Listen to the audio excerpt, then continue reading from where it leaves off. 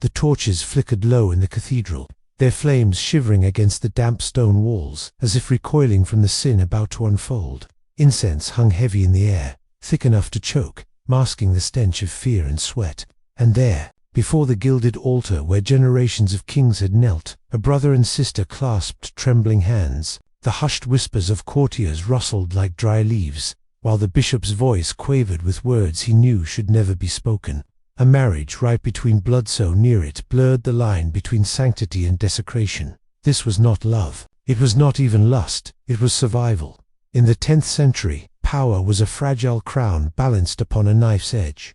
Dynasties rose and fell in the space of a heartbeat, and the blood that ran in a royal family's veins was both its strength and its curse. To keep it pure meant keeping it dangerous. And so kings, in defiance of nature and God alike, sometimes turned inward, marrying their sisters, their nieces, their own kin, to forge alliances that no outsider could break. The woman in white, pale as bone, was said to have wept before the ceremony, though not loud enough for the gathered lords to hear. Her brother, the king, kept his gaze fixed upon the crucifix above them. His jaw was set, his eyes hollow. To him, this was not sin, but duty, a desperate attempt to chain the kingdom together with the most unbreakable bond of all, blood upon blood. Outside the cathedral, a storm gathered. The wind clawed at the stained glass windows, as though heaven itself sought to shatter them before the vows were spoken. Chroniclers of the time recorded that thunder rolled at the very moment the couple's lips met in the kiss of union. Some would later call it coincidence.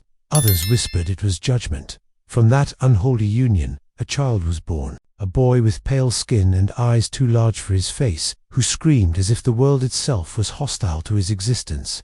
The midwives made the sign of the cross again and again, whispering prayers under their breath. His birth should have secured the dynasty, binding the bloodline tighter than steel. Instead, it became a haunting omen of what happens when kings defy the laws of God and nature alike. The child would grow, but never escape the shadows of the womb that had borne him. His fate was written before his first breath of life, that stood as a living symbol of human arrogance, of a dynasty so consumed by its own survival that it sowed the seeds of its destruction. The very blood they fought to preserve was the poison that would undo them. Imagine the scene, a child crawling through echoing palace halls, his steps uncertain, his voice strange, while courtiers cast furtive glances and murmured, was he a prince or a curse made flesh? Behind silken curtains, whispers spread like fire. The boy was not like other children. Some said his mind was clouded, others claimed his body was frail, that his limbs bent at odd angles. In truth, records are scarce, blurred by time and shame. But one thing was certain, he bore the mark of a secret too, monstrous to keep hidden. The people did not need parchment to know the truth. They saw it in the boy's eyes, in the pallor of his skin, in the way sickness clung to him like a shadow. They saw the punishment for a king's defiance. And yet, the story was not his alone. It was the story of a kingdom gnawed at from within, of a dynasty gambling with the future for the sake of its present. It was the story of a king who believed he could bend even nature itself to his will, only to discover that blood, once tainted, cannot be cleansed. The storm that rattled the cathedral windows the night of the wedding was only the beginning. What followed would echo for generations, a tale whispered in the margins of history books, half forgotten but too haunting to vanish completely. In that candlelit hall, as the forbidden vows were sealed, no one spoke aloud the question that hung in the air like a ghost: what price would the kingdom pay for a union it dared not name?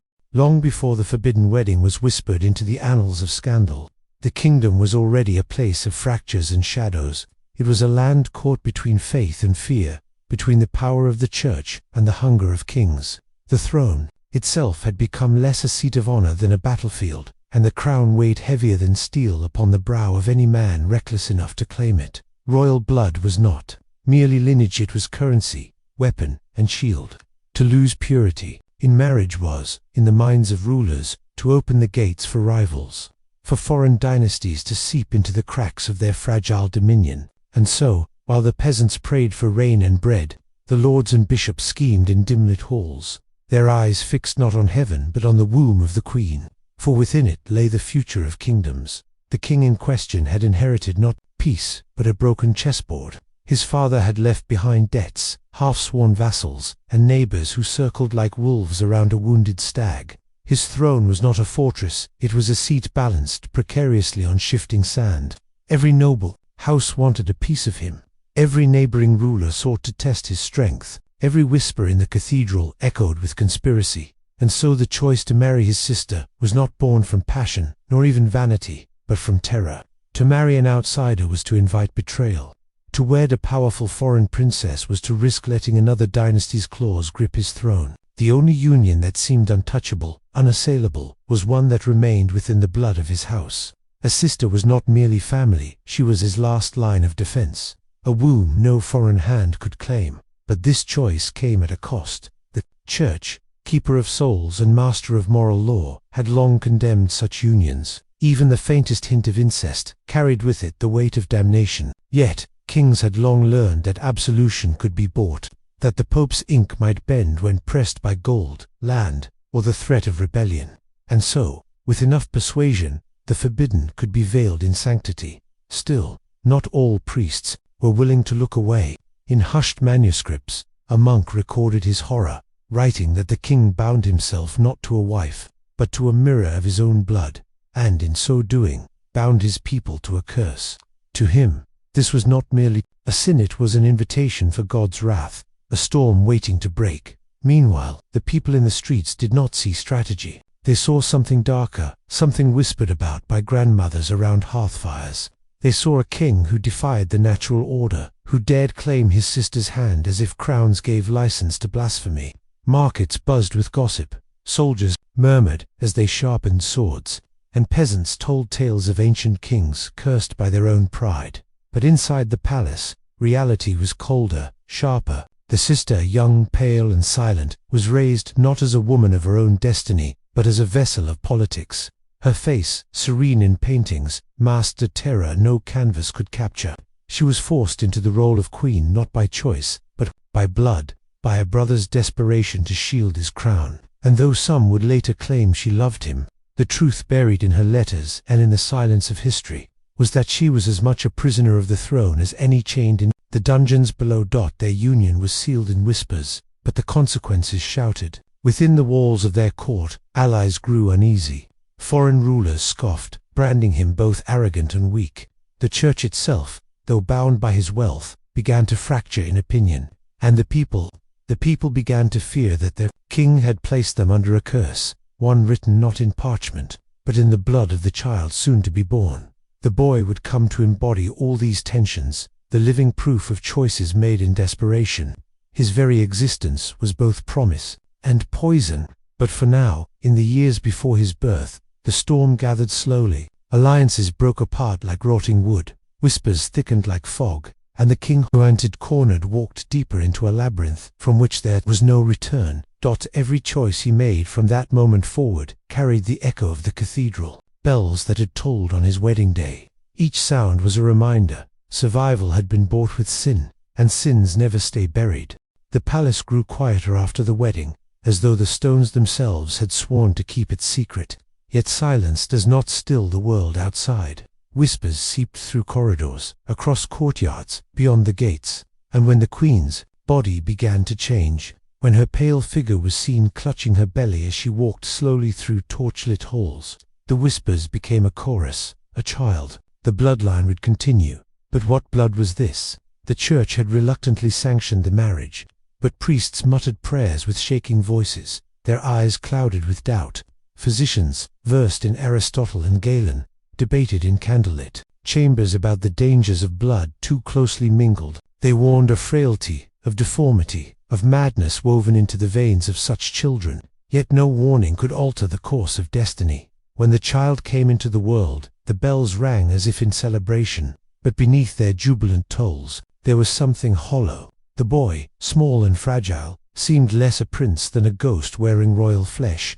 His cries were thin, his body slight, his eyes unsettlingly large for his delicate skull. The midwives exchanged glances in silence, for to speak their fear aloud was to risk their lives. The king gazed upon his son with pride, seeing not weakness but survival. In that frail body he saw the promise of his dynasty's endurance, the proof that his choice had not been in vain. but others looked closer. They saw the tremor in the infant's limbs, the way sickness clung to him like a shadow. They saw a curse given flesh. As the boy grew, the contradiction deepened. He learned quickly, memorizing prayers and names before other children could even form sentences. His eyes held a strange intensity, as though he saw things others could not, but his body betrayed him. He stumbled often, his bones thin as reeds, his face marked with the same pallor that haunted his mother. Servants whispered of his unnatural look, comparing him to effigies in cathedrals, half angel and half corpse. At night, when the castle torches burned low, the queen's chamber echoed with her weeping. Few heard it, but those who did never forgot she was mother and prisoner both, bound to a son who embodied not only her captivity, but her deepest dread, for in his very existence she saw the shadow of God's disapproval, a reminder that she had been forced into a union against both her heart and heaven's law. Outside the palace, rumors thickened like storm clouds. Foreign courts sneered at the child, calling him the mistake prince. In taverns, peasants muttered that the boy was proof of divine punishment, a warning that kings could not rewrite the laws of nature without consequence. The child, still learning to walk, had already become a symbol, not of hope, not of continuity, but of doom. The king, desperate, sought to shield his son with rituals and relics. He summoned priests to bless the boy's chamber, sprinkled holy water upon his cradle, and swore that heaven itself would recognize his heir. Yet even he could not silence the gnawing dread in his chest. The boy's laughter was sweet, his words precocious. But behind them the king heard something else, a ticking clock, the faint drumbeat of destiny drawing closer. And so the court divided. Some clung to loyalty, declaring the boy heaven's a miracle who would prove the world wrong. Others watched him with suspicion, certain that no crown could rest steady upon such a fragile brow. And hidden among the shadows of the court were those who whispered of alternatives, other heirs, other lines of blood, other futures. For in kingdoms built upon blood, weakness is not merely a personal curse, it is a political weapon, and the boy's weakness was becoming too visible to ignore. The tragedy was not yet complete, but its outline was already visible. A king chained by fear, a queen trapped by duty, and a child whose body betrayed the sins of his parents. The palace grew darker, the corridors colder, the bells quieter, and in every corner of the realm, one question began to rise, unspoken but undeniable. How long could such a dynasty endure before it devoured itself? The child grew, but time was not his ally. Each year was a battle against the body that housed him. His legs, crooked and thin, bent under his weight as he walked the palace halls. His teeth came late, brittle and decayed before his first prayers were learned. And when he spoke, though quick of wit, his words often slurred, as if his tongue, too, had been weakened by the mingling of blood. At court, courtiers smiled in his presence, bowing deeply, calling him your grace with trembling lips, but behind their gestures lay a cruel truth. The prince was not feared, he was pitied. Worse still, he was mocked in whispers that traveled further than any royal decree. Letters from foreign envoys, preserved in archives centuries later, described him not as a boy destined to rule, but as a sickly shadow of a king, a child with the soul of a scholar trapped in the body of a broken doll. His tutors struggled with the paradox he embodied. His memory was sharp, his devotion to prayer unshakable. He could recite scripture for hours, clinging to every word as if they were lifelines to a god who had cursed him. Yet when he tried to wield a sword, his arms shook so violently that the blade nearly slipped from his grasp. The arts of kingship, hunting, jousting, commanding the respect of soldiers, were beyond him, and still, the king demanded he be trained, refusing to admit what everyone could see. The heir was not made for war, nor for the throne. The queen, ever pale, aged beyond her years. She watched her son with both tenderness and horror. Every cough sent her trembling, every stumble echoed like prophecy, for in her heart she carried the unbearable weight of knowing the truth. She had birthed him from a union never meant to be, and he bore the scars of her chains. Each glance at his twisted frame was a reminder of her own imprisonment, and yet the boy himself was not without spirit. He prayed long into the night, candles burning until wax pooled like rivers of blood. He begged for strength, not for himself, but for the burden placed upon him, a kingdom that already doubted him, a God who seemed to have fashioned him as a warning. His faith was fervent, desperate, almost fevered. Some whispered that he sought not merely salvation but release, as if he knew his life would be brief, and he wanted it to mean something more than pain. Beyond the palace, discontent grew sharper.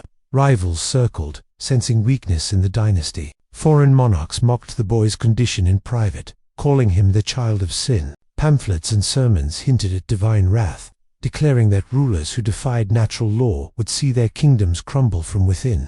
Peasants, always hungry for signs, began to believe it. Droughts, plagues, storms, all were blamed on the royal child, the living emblem of broken order. The king, cornered by fate, grew harsher. His eyes, once proud, now burned with paranoia. He doubled his son's rituals, surrounding him with relics, priests, and endless ceremonies. Each time the boy faltered, the king demanded more prayers, more sacrifices, more proof that heaven did not despise their bloodline. But the harder he tried, the more brittle the illusion became. And so, the court became a theater of contradictions. On one stage, a child dressed in velvet and gold, paraded as the hope of the kingdom. On the other, whispers of decline, of blood turned against itself, of a crown slipping slowly into dust. Servants swore that at night, the boy's chamber was filled with the sounds of coughing and choking, as though death itself were rehearsing its lines before the final act. The tragedy was no longer hidden. It was on display, though spoken only in silence. A kingdom watched, knowing but never admitting, that their future lay in the trembling hands of a boy who could not even hold a sword. And in that silence, darker ambitions began to take root, for where weakness festers, power-hungry men see opportunity, and soon, the heir's frailty would not only be a matter of nature, but a weapon sharpened against him by those who hungered for the throne. The boy's cough grew louder in the winter months. Servants would press their ears against the carved wooden doors of his chamber, and hear it echo wet, rasping, sometimes lasting until dawn. By morning, his face was pale as parchment, his lips tinged blue. Still, his father commanded him to appear at court, dressed in silks, forced to smile beneath the weight of jewels, heavier than his frail frame could carry. The courtiers bowed, but their eyes betrayed them. Some saw a martyr, others a curse. And in the shadows of the palace corridors, where ambition bloomed like mold, whispers turned into plans. Men who once swore loyalty to the king now met in secret chambers, their words heavy with heresy. Could this child ever rule? Should the bloodline continue, if it meant the kingdom itself would die with him? Outside the gilded walls, the people grew restless. Crops failed, storms tore roofs from homes. The church itself became divided. Priests thundered that God had punished the land for the king's unholy marriage. Others begged for mercy, declaring the boy innocent, a lamb sacrificed for the sins of his father. And yet, as famine bit deeper, the anger of the people demanded a focus, and their eyes turned upward, toward the pale prince and his silent, suffering mother. The queen was fading, her hair streaked with grey, her cheeks hollow. She rarely left her son's side, cradling him as though he was still the infant she had once held in trembling arms. She prayed not for the kingdom but for him, for the brief flashes of joy he still managed, the rare smiles, the moments when his voice lifted in hymns so haunting that even the guards outside his door wept. But her prayers could not protect him from the cruelty of men. One night, an assassin crept into the palace. He was found before he reached the prince's chamber, his dagger smeared with poison, his tongue cut out before he could name his master. The king's rage was merciless. Dozens were tortured, hanged, quartered. But the blood spilled that week did not wash away suspicion. It multiplied it, because in every whispered corner, one question lingered: who truly wanted the boy dead? Foreign enemies, or his own kin who stood closer to the throne? The boy himself seemed to sense the noose tightening. His prayers grew stranger.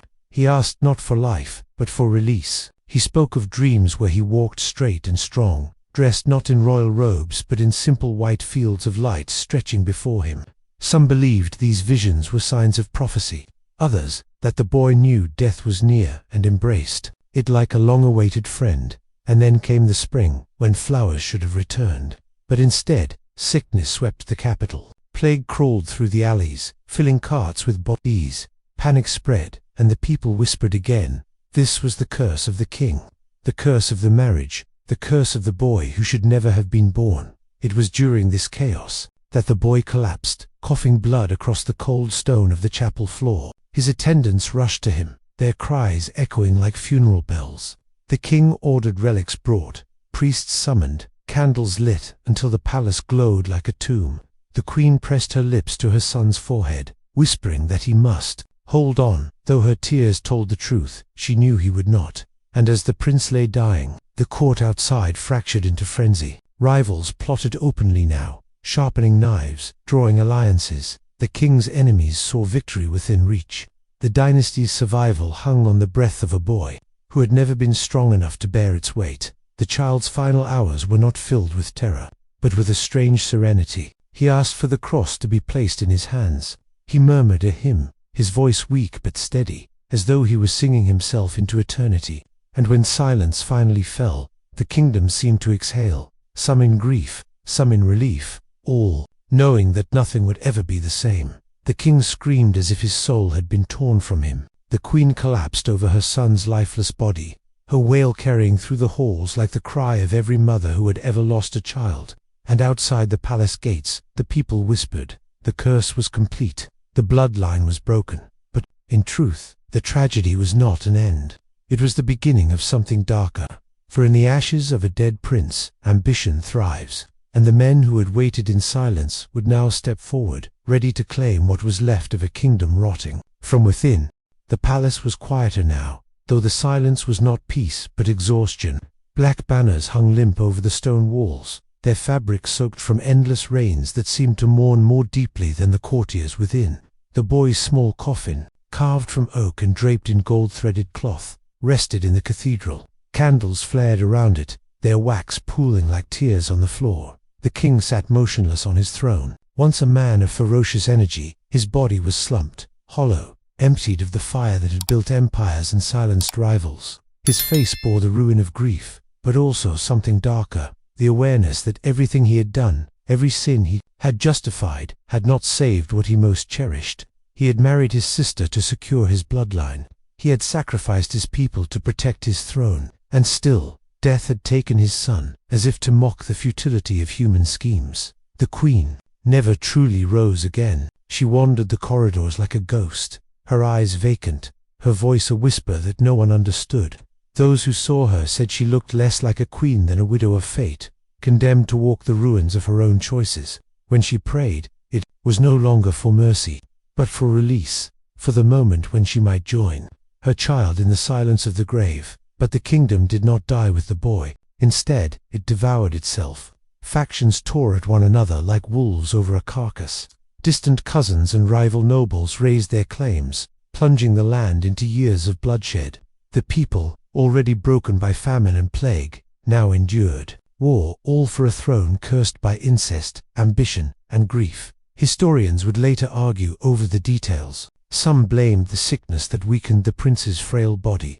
Others pointed to the king's arrogance, the queen's silence, the church's complicity.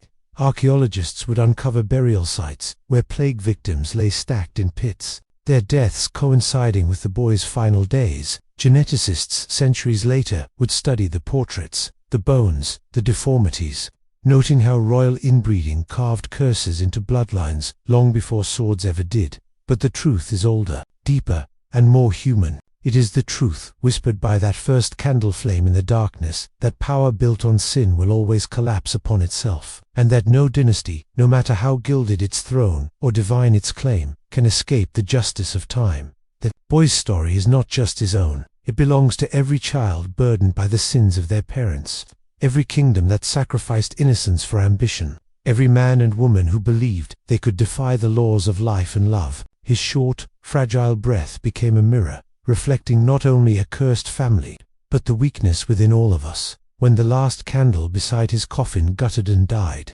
witnesses claimed they felt the air shift, as though the boy himself had been released, freed from the weight of a crown he had never wanted. But what remained was the lesson carved into history like scars upon stone. And so, centuries later, when we whisper of kings and queens, of dynasties and their desperate sins, we remember the child born of forbidden love, who carried a kingdom's curse in his lungs until it finally consumed him. We remember the silence that followed his last hymn, when even the stones of the cathedral seemed to weep. And we are reminded, in a way both haunting and eternal, that history does not forget. It waits, patient as the grave, to tell us the cost of every sin. The candle burns, the shadows lean closer, and the flame dies.